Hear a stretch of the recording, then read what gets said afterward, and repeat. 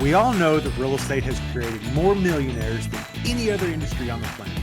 We also know that it has created a lot of heartache due to mismanagement, overborrowing, and just simple life events that happen to all of us. Welcome to the Cash Flow Pro podcast. My name is Casey Brown, and I am your fearless leader. And although we might be bourbon sipping and at times foul-mouthed Southerners, we will always do our best to be honest, straightforward, and due diligent with all of the information we pass along to you. Welcome to the show. Hey there, and welcome to today's episode of Cash Flow Pro, your daily real estate investing podcast and YouTube channel. I'm here today with Robert Preston of Climb Capital. Robert, how are you today?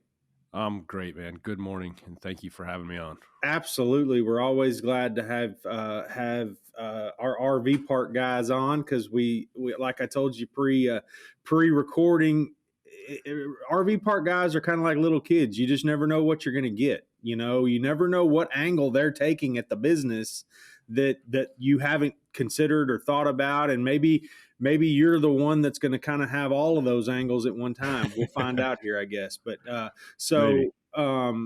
you know, we were talking pre-show, and I made a guess before I even saw the Marine thing behind your head that you were Right. past military. So thank you very much for your service. We wouldn't have the freedom to do what we do in this great country if it weren't for folks like you. So thank you for that.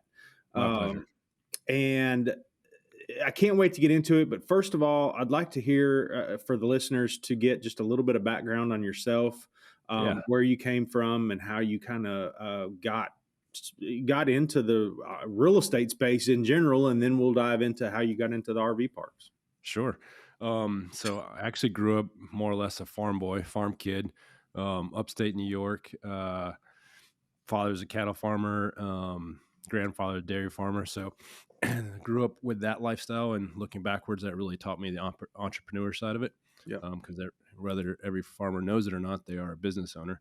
A lot of them don't realize that. But so went through there, high school, etc. College, went to Clemson University, finished up a degree there in economics, and then immediately after graduation went into the Marine Corps, and spent the next 14 and a half years learning how to fly, and then flying the V-22 Osprey, a couple deployments to Afghanistan. And then in 2013... For those listeners that don't know, what is that? That's helicopter, airplane? Yeah, that's the transformer. So the one that takes off like a helicopter and then turns into an airplane. So I don't know, I'm trying to how to correlate that. You'll just have to Google it, V-22 Osprey. So in lots of the new movies, kind of a transformer looking type thing. That's badass. I don't care what anybody says. It was pretty cool. Yeah. Like I want your autograph. I did get to fly in a couple air shows, which is pretty cool. I flew in. That's cool as hell. I didn't even know. I thought that was just a Hollywood thing. Okay. Yeah, anyway, proceed. Yeah. I'm glad I asked. So, oh man. So 2012, basically, I'm in Afghanistan on my second tour, and I kind of share my story there. Is essentially, I was doing a lot of things that they make movies about, right? So every night we're flying in, landing someone's backyard, people shooting at us, and RPGs, etc., and guys getting off the back and shooting back, and you know, all that is pretty awesome and fun as long as you don't get hit. And and I was fortunate enough to never be hit. Which is good, but not everyone around me had that same blessing. So coming out of that, I did love that. I was really enjoying it. But about that time in my life, I was, getting close to getting married, getting ready to have kids, and just probably need a little bit of a slowdown in life. And so I was contemplating what to do next, and it kind of just struck me like, hey, every wealthy person that I've ever heard of or known or have done anything has something to do with real estate. And so started reading, Rich Dad, Poor Dad, right? Just kind of going down the rabbit hole of the typical, all the books, Art of the Deal. And then, because I'm in Afghanistan, I was either flying, in the gym, or eating or reading. And so, made some major life changes coming out of that. And one of them was maybe finding a different way to make some money. And so, continue to just read and realized, hey, this real estate stuff is I don't have to be like that smart. I'm not that smart of a guy. It's just copy what the previous guy did in front of me. And I'm pretty Yeah, good no at that. change. Hey, and let's be honest, military guys, that's y'all's specialty is not reinventing the wheel.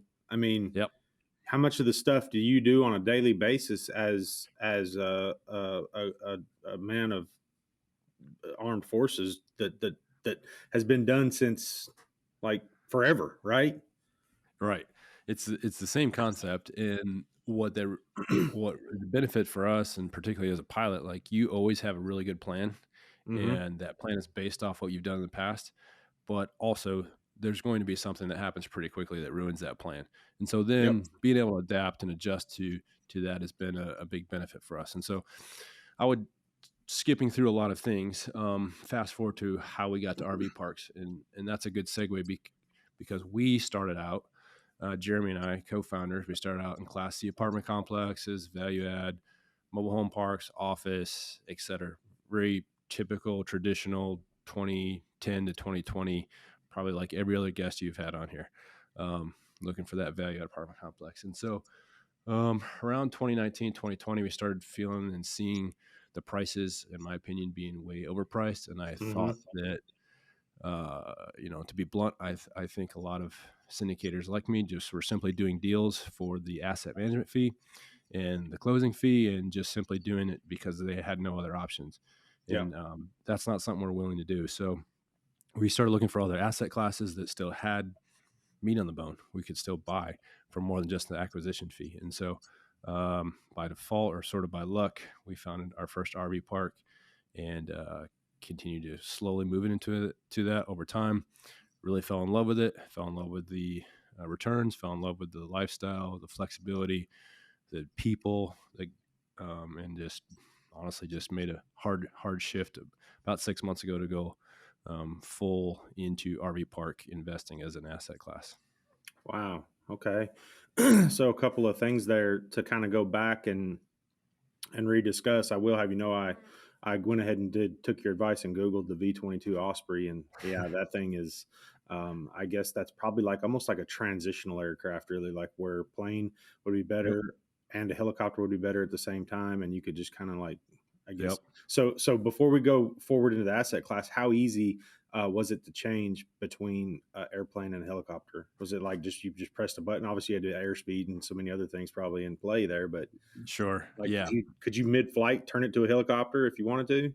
Oh, of course. Yeah. So super sophisticated aircraft, all fly by wire. But the weird part is, all 15,000 ish horsepower and all that stuff is controlled by just a little thumb wheel, like a mouse wheel on a. Wow. So pull it back, the blades come up, push it forward, blades go down, you go faster. So Gosh, uh, dang, man, that's pretty so cool. damn cool. I mean, that's just the brute American force. Like that's just a yeah, like a hoorah It is. machine or something. But It um, is pretty amazing what it can do. so, and obviously, diving into RV parks now and kind of figuring out because like I said, I want to kind of go back to the statement I made in the beginning that Sure. RV park guys are kind of like kids because Yep. they all have a different angle, and I want to give you some context to that. Like the gentleman who I spoke with the other day on this show, as a matter of fact, that's in RV parks. We circled around a lot of his. I want to say we talked probably a little more about his acquisition strategy Sure. and like he was talking about like I think there was a couple deals that were owner financed, and I want to be honest because a lot of times these RV parks have been family owned, family ran for however long they've been in existence, right? Yep. And 100%. um and then I want to kind of so I'd like to kind of hear a little bit about your acquisition plan. Now he was raising equity too, along Correct. with with to put down for seller financing. So it was really working well. And I wondered part of my thoughts with the guy that was on here before that, we talked a little bit about because the thing is that a lot of RV parks, if you don't have RV park guests there, Hmm. um, like you have a field or you have Yep. I mean, you basically, you have Right. nothing, basically is what I'm getting. You have the ground is what I Yep. guess I mean with that. It's dirt. And so I'd like to hear a little bit about acquisition strategy. And then I know, and I'll tell you, one of his, I don't mean to keep going back to him, but this is my Sure. education on it. One of his main, like it has to have a water feature. If it doesn't have a water feature of some kind, he's not interested, period.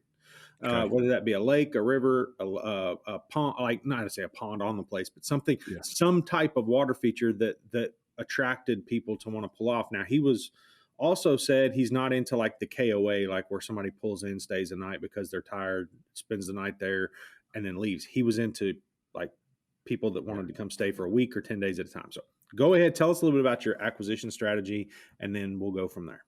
Sure. First, do you remember his name? It sounds like he works for me. Very similar. So we have two prongs for what we do, right? Is on market leads, and we've networked with, I would say, vast majority, if not all, of the brokers in particularly the southeast and south of Sunbelt. And so you opened up quite a bit there. It's going to take me a bit. I will start by saying 6 months ago, there probably weren't that many brokers that would specialize in it. But as of today, a lot of your bigger names are starting to open up RV park divisions, Cushman Wakefield, SVN. A lot of those guys that wouldn't have touched it a year and a half ago now have a dedicated team to bring in those assets there. So that is the kind of main obvious one is broker networks, and there are some more institutional sides deals out there, and those are coming through. We have one under contract we found through a broker. And then we have our off-market lead generation side, which is a derivative of wholesaling that we used to do with single-family homes. So VAs, cold calling, always starts with VAs going in, aggregating the list itself, and then another VA who's better at English goes to the cold calling, and then eventually those leads come back to us. And so that is the technical side of how we do it. I think probably more to your heart of your question is, what does the seller look like? And you're pretty close. Most of the sellers are 60s to 70s year old, built the park or been in the park for 20 to 30 years, are tired. They've owned and run it. They do have employees. They're not idiots. They're not dummies. They have bookkeeping, they have P&Ls, etc. But they're still of the idea that if something has to be done, it has to be done yourself, and unwilling to turn over the management to someone else. And honestly, there is no third party, or there's no practical third party property management for RV parks, right? Which is a big hindrance to sponsors like us. And that's also my advantage, to be very blunt and honest, is that we have a property management company, and we've spent time and figured out how to manage them in-house. And so that does give us the ability to come in and buy a property that other sponsors won't, because they don't have that property management functionality in their company. And so they are motivated, obviously, by money, right? There's no 50 cents on the dollar type deals, but their other motivation is to move on in life and to do something else. And so we do find that there is still equity. There's still meat on the bone at the purchase. There are still owner finance options. There are still a lot of those, what I would call, early 2010-ish type opportunities. But it's not, it's not a free for all. So, I think there's a little bit of stereotype and misperception on RV parks too, because there's such a wide spectrum of parks themselves. And so, for instance, we've got a park working on right now that is, a $15 million deal. That's on waterfronts, Class A. It's got streets and curbs and light posts and restaurants and stuff. Are they more permanent spots there, or is this where people? Because this Brent Bowers was his name. Okay, got it. And he. Like he said, there was just a small percentage of the people there that were like year-rounders. Like, park opens up in March, they come, they stay on the weekends and go home, and then park closes in November. I can't remember if he said, because the one I used to be a member of, we left our camper there year-round. It sat there year-round. We just couldn't use it we just couldn't use it into November to March, basically. And It was a yearly rent and so on. And um, so I guess that's the big thing is how many of these places are year round type stuff, or Sure. are they simply just pull in, stay 3 nights, 4 nights, 10 nights, whatever, one night if you Mhm. really want to. Um, and, or is it a combination of both? It's such a broad spectrum. Our buy box criteria is that the park has to be open year round, right? So Okay. basically, we're not buying anything in the north or Midwest or upper mountain range, right? So Sure. we want parks that are open year round, and then Yep. for us, despite what they are currently doing, we look at parks that give us a balanced ratio. And so essentially, we come in and we look at the seasonality, we look at the demand for each season and for each park, and it's really just it's like a lever. And so, the winter, we probably bump up our monthly rates. Hmm. People who are staying by the month, the number of units there. And as the summer comes, they leave, and then we go back to the nightly or weekly rates. And so it's just a matter of pulling that lever to make sure that we're optimal on the income and expenses to come out. So I would say typically for us, the one that's the $15 million deal down on the water, right? That's pretty much all what we'd call retail. So nightly, weekly, vacationer stuff. It's phenomenal. It's Okay. beautiful, right? Um, Whereas some of the other parks are still resorts in a sense, or campgrounds. They're not like trailer parks, and they're not the man camp Yep. Texas, Oklahoma stuff. Um, but we probably run a 40 to 50% long term, paid by the month, and a 40 to 50% based on the season of the Yeah. overnight And it retail. seems like that would kind of balance out the cash flow and give It you does. give you what you consider to be your guaranteed or whatever, and Yep. then the other part would kind of just be maybe icing on the cake, or not icing on the cake necessarily, because that's a little bit much. To 50% of icing on the cake is a lot. It is. Um, but so just for instance, what's can you tell us a state where this deal is, or a general vicinity of the country? I mean, are you talking like Florida? Are we talking like Texas? Are we talking like California? Yes. Um, So we live in Pensacola, Florida. I live in Pensacola, okay, Florida. okay, so somewhere in that vicinity.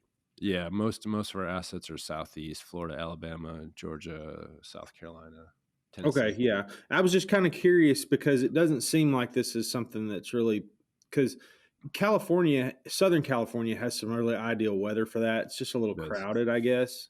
Yep. But I just was curious yeah, I was curious what quadrant basically you all were talking about, and Yeah. I guess that year round element really kind of changes things, and it seems like you all have really dissected your buy box. Um, Now I'm going to throw a little devil's advocacy your way. Sure. Let's do Just some debate. huh? Let's do some debate. All right.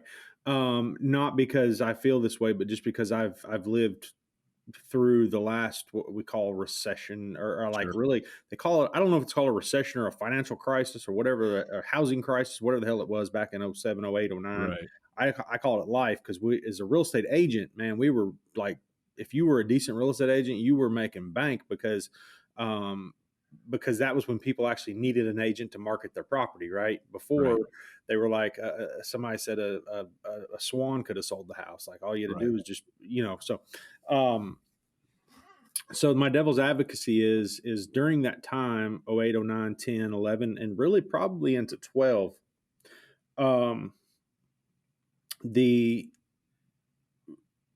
RV market, Mm-hmm. like, was shot in the head, Yep. drug out back, and left for the buzzards.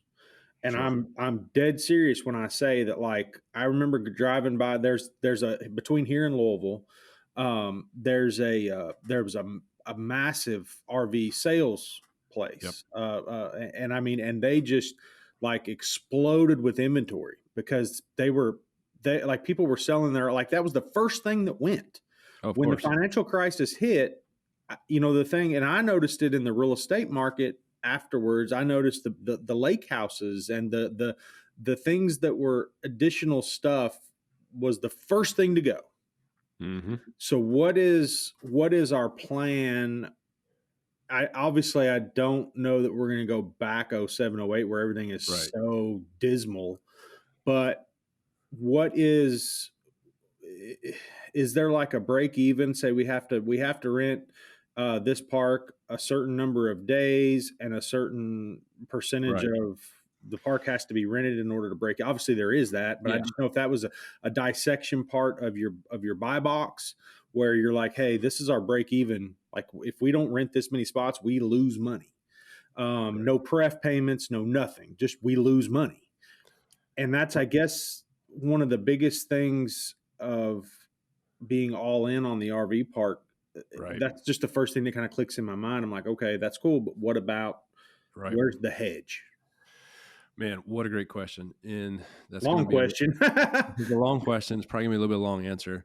And so I'm going to And tie that's it fine. back to going back into, my profession, where we came from, that idea that having a plan and then realizing it's not going to work and going Yep. into it.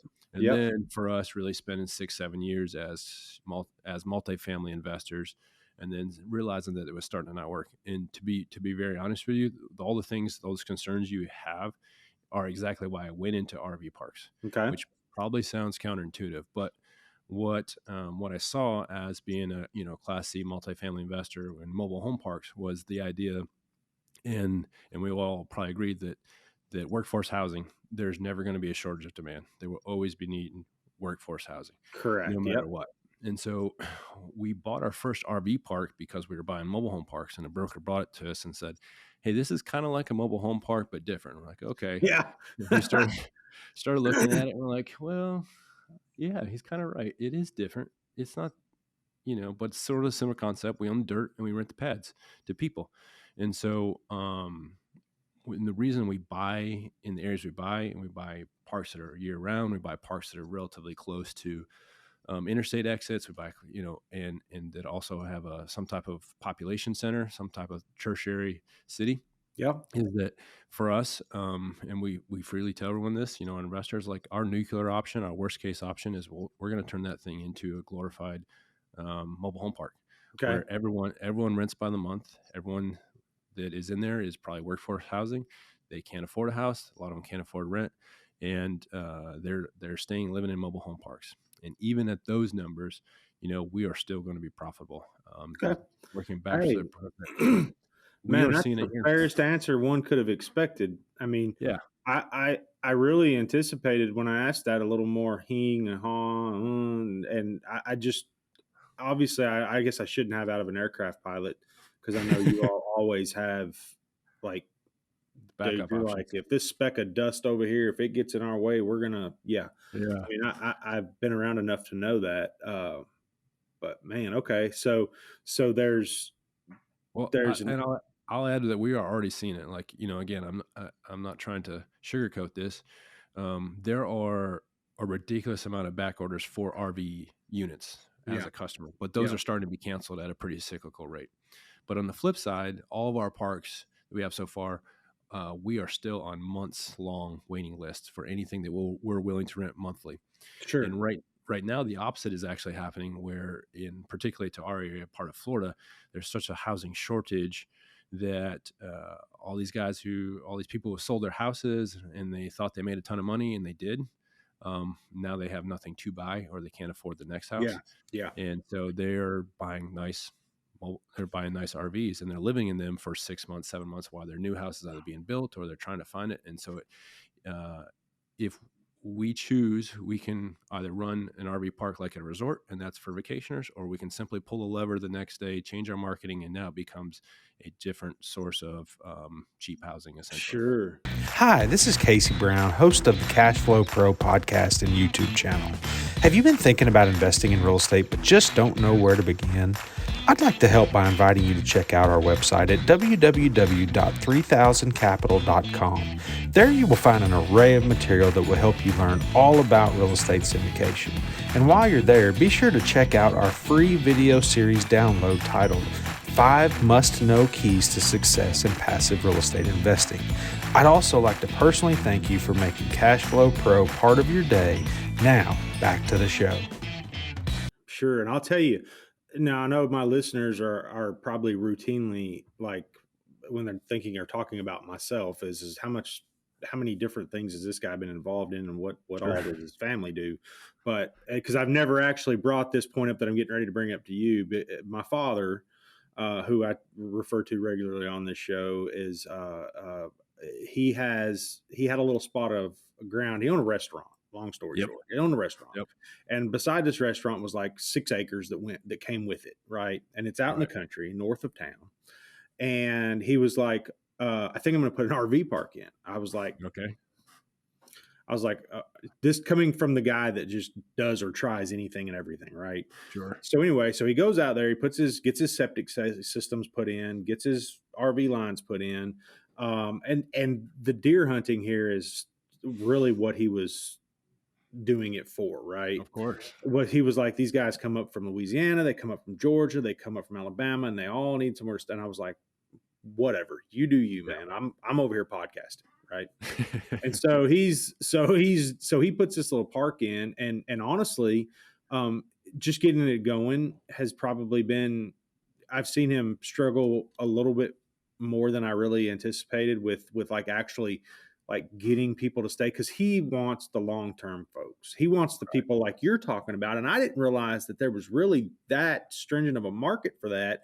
But what's happening is, and one of his biggest clientele, now I'm talking, dude, we're talking like 25 spots or 20 spots. Right. I mean, we're not talking about anything that's elaborate at all. Sure. It was simply a water line, an electric line, Yep. sewer, and I think he pays all the utility. I can't remember if the electric's anyway. Right. And so what happened is like, for instance, they're putting internet fiber. Like one of our county election things back in the primaries was getting every resident internet or something like that, because we're not, our median income is pretty low here, and so that was one of the big things. And so this big fiber company comes in, and they're like, "Hey, we want the whole park, Yep. or every spot that's available." And so he figured out what his break even was, whatever, and was like, "All right, cool," and priced it to him. And he came to me, and he was like, and he's telling me this, and I'm like, "Oh my God, the return was just."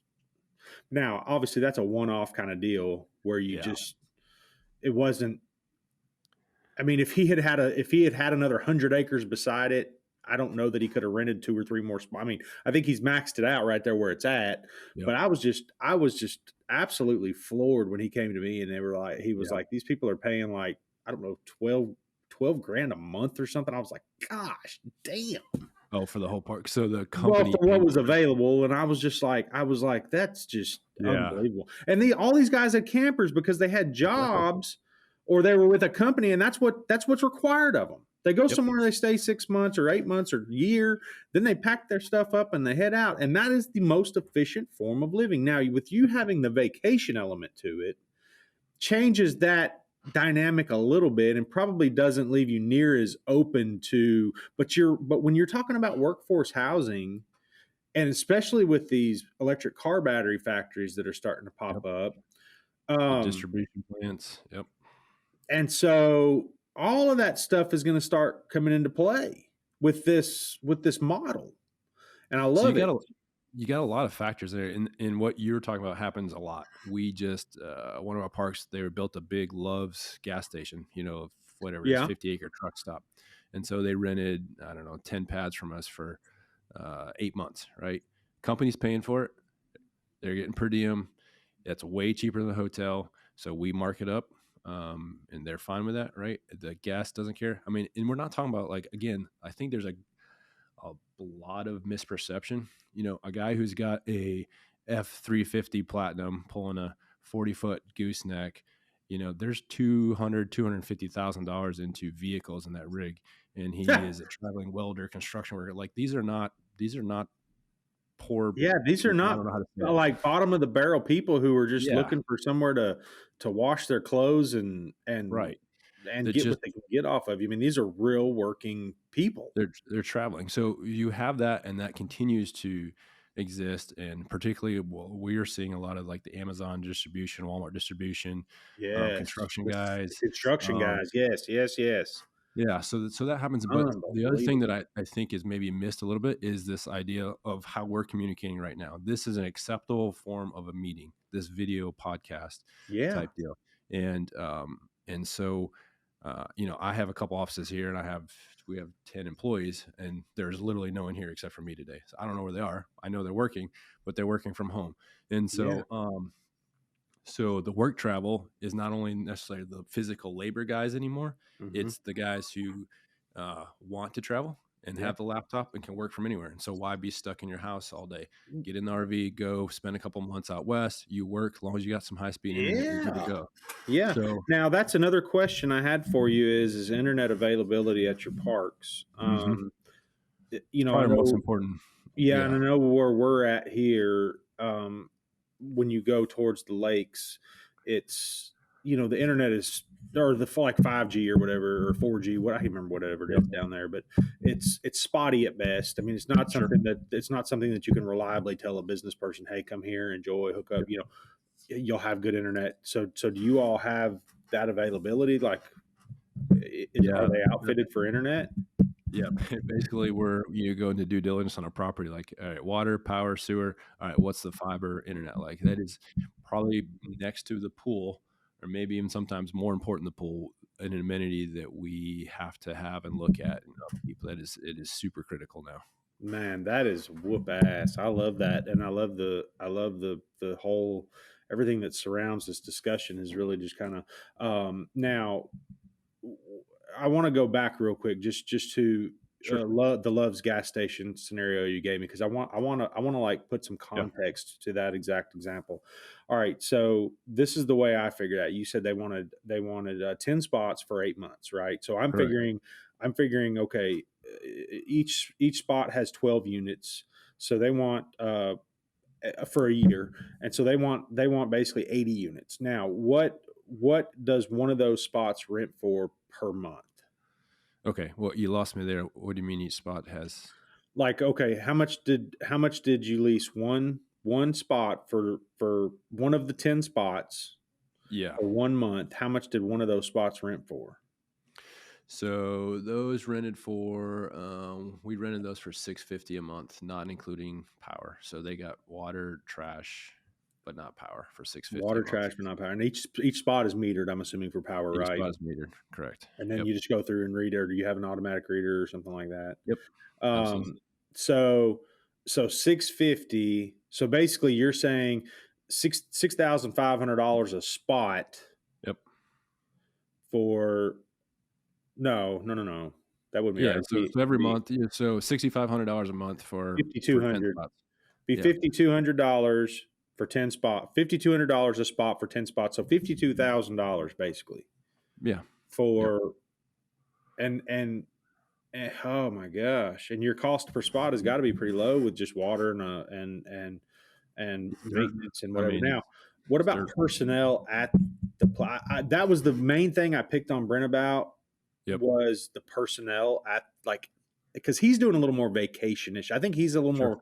He said, see what I said about these guys all having different, like, everybody's got their different angle. I know, because multifamily has like 3 different angles. We all just kind of tell a story Yep. that makes it seem like my angle's different, but no, my angle is how All much same is the thing. damn thing going to I'm make? gonna. Yeah, you're gonna buy it and you're gonna raise the rents. That's right. Yeah. I Okay. mean, and we all try to change that narrative a little bit enough to bring people in as like a marketer or storyteller. But Oh, I know. these RV guys, I'm telling you, it's like, seriously, it's like, but so his was a little more vacation centered, not quite as much, like what you're saying, where you have a diversification. His was more vacation. So the personnel involved, what it takes to actually run the park, Yep. was what I picked on him about. And I guess I Yep. want to kind of present that to you a little bit and say, hey, how Yeah. are you solving or looking at these personnel issues that could potentially be on the horizon? Yeah. So going back to the previous deal, right? So those 10 spots were in a park that we have now 60 spots in.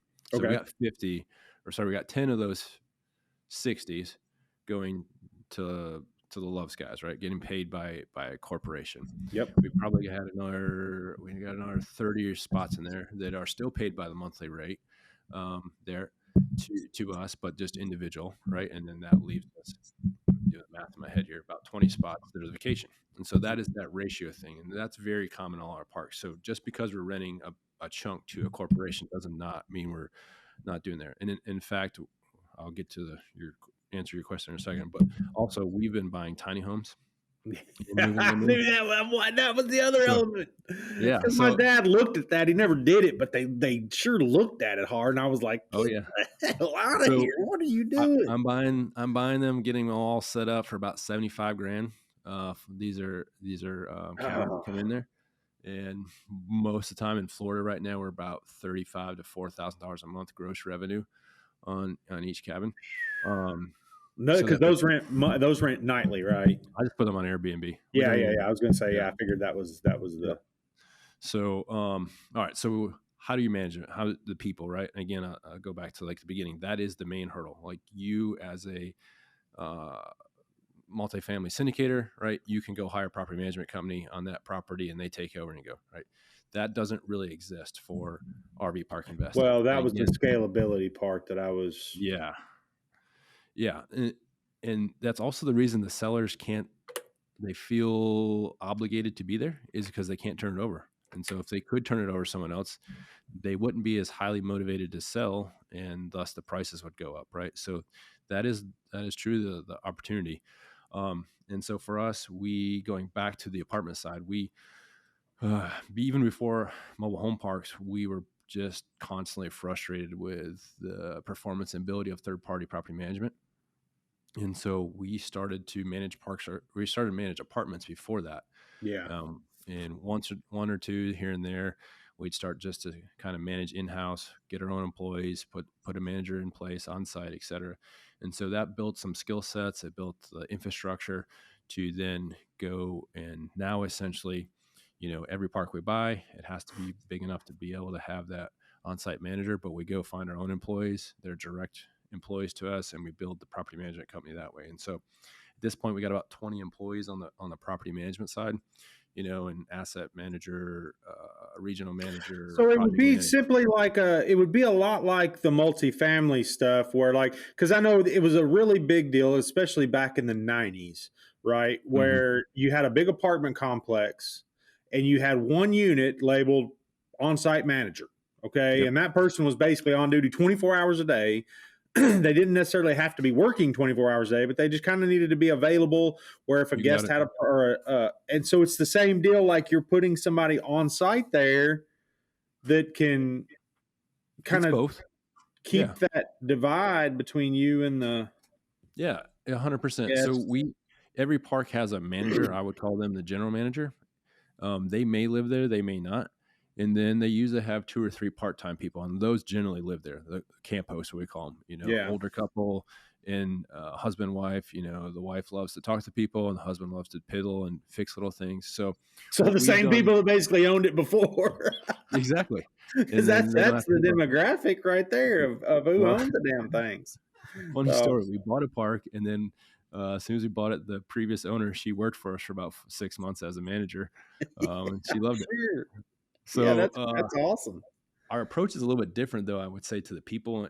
And again, it's working for us. And so bragging on ourselves a little bit. But yeah, we, when we go to find that general manager, I am specifically crafting and looking for the person based off their character and ambition and drive, and not necessarily their resume or their previous job. And so almost all of our property managers have come from other professions that are non-property management professions. Yeah. To the point where if I get a resume that has 20 or 30 years of property management and you're still doing the same thing in property management, that is not a good thing for me. And so we are putting people in place that either have the desire to be a park owner in the future or want to be a small business owner in the future.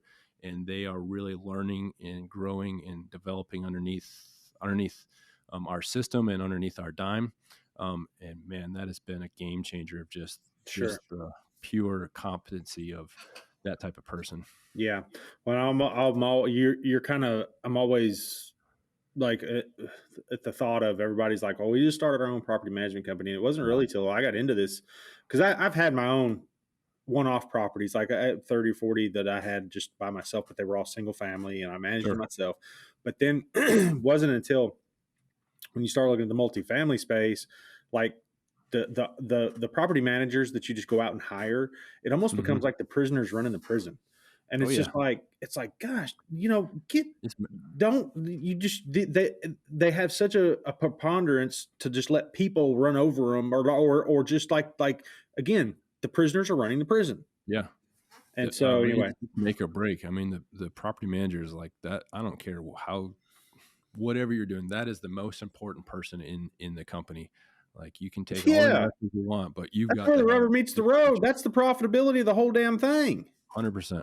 So, all right, Robert, listen, we're kind of running out of time here, but we've got a couple of questions we ask every guest that comes on the show. Awesome. And the first of those questions is, what is the best book that you have recently read or are currently reading? I am currently rereading Pitch Anything, Oren Klaff.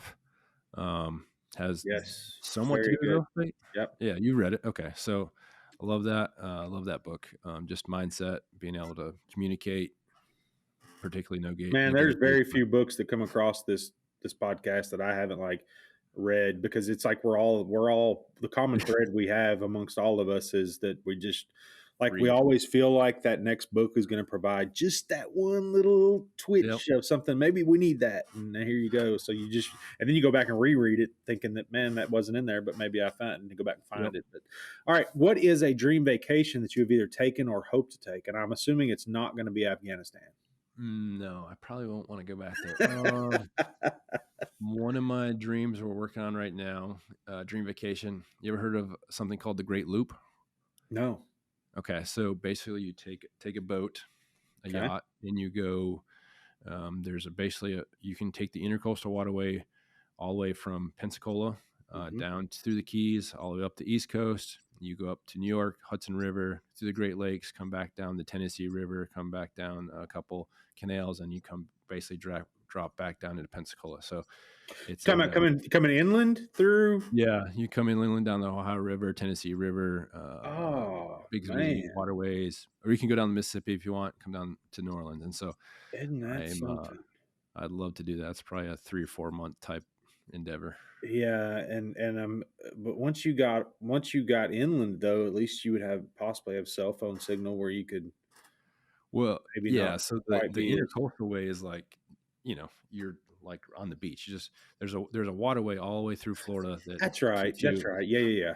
I wasn't even thinking about the intercoastal. I was thinking because that other stuff makes me seasick even just thinking about it. So anyway, all right. Well, hey, Robert, if an investor that's listening to the show or listener I meant to say listener, but I said investor and I was going to go with it. But if a listener is listening to this show and they want to reach out to you, get in touch and learn more about you or your company or possibly even investing with you, how can they do that? Yeah, so the website is climbcapital.com, CLIMBCAPITAL.com.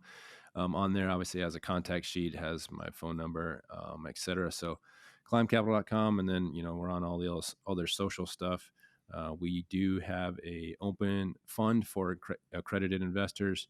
Love to talk through those structure as well, but climbcapital.com. Awesome, man. Thank you so much for being on the show today. We really appreciate the time you took out of your day to be on here with us. And listeners, as always, please go down and leave us a 5-star review and also write a review so that other people may know what we talk about here on the Cash Flow Pro, what you liked, possibly what you disliked, and let us know. And again, Robert, thank you. And listeners, as always, please go down and hit that subscribe button. I always forget to throw in the subscribe button part, but please smash that subscribe button and so that way you can we can let you know when new episodes are published as we release them. And again, Robert, thank you so much again for your service to our great country, as well as for taking the time to be on the show today. So hope everybody has a wonderful rest of the day, and we will see you on the next one. Cash Flow Pro is hosted by Casey Brown, founder and CEO of 3000 Capital, a commercial real estate investment firm committed to providing its investors with ongoing cash flow and helping them build long-term wealth. If you enjoyed today's podcast, make sure to hit that subscribe button so you'll be notified about all our future episodes. You can find more information about us and our investment philosophy by clicking the link in the show notes below. Thanks for listening.